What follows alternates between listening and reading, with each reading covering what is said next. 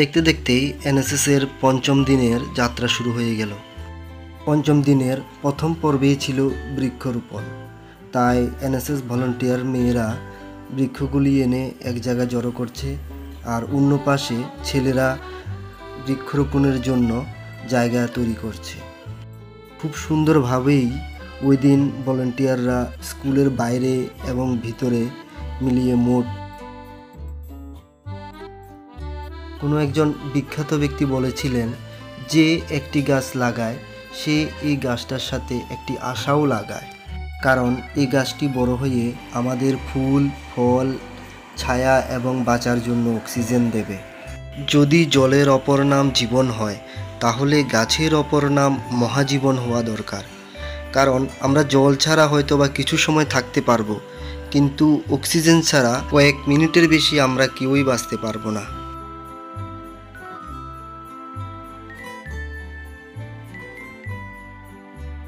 অন্যদিকে কিছু ভলান্টিয়ার রান্নার জন্য বিভিন্নভাবে সাহায্য করছে।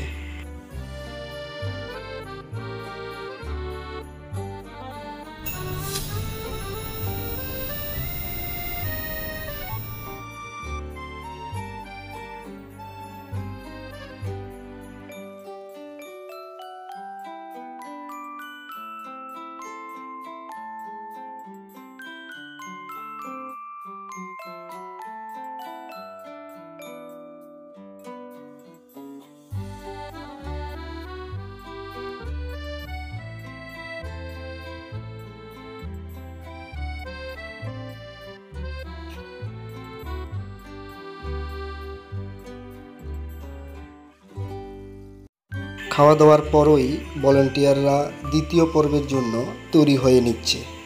এই দিনের দ্বিতীয় পর্বের মূল বিষয়বস্তু ছিল নেশামুক্ত ভারত এবং ট্রাফিক সম্পর্কিত বিভিন্ন নিয়মকানুন।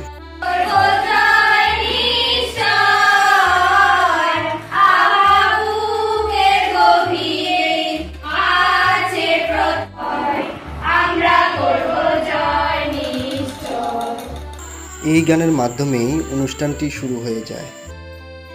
ওই দিন বিশেষ অতিথি ছিলেন একজন এসআই এবং বিভিন্ন স্যাররা এই বিষয় নিয়ে বিস্তারিত আলোচনা করেন।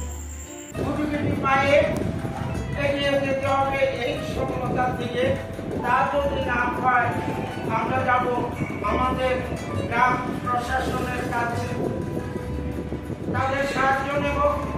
এটা যদি ব্যর্থ হয়, ওদের সহযোগিতায় আমাদের প্রশাসন আছে।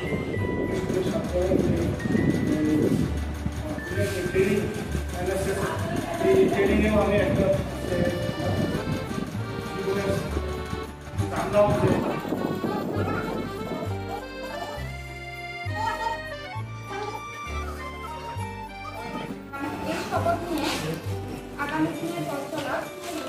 সমকক্ষ বা সমবয়সী বা একটু দূরবর্তী কেউ কেউ দেখি খুব মিষ্টি ভাষী হয়ে তোমার সঙ্গে মিশে গেল।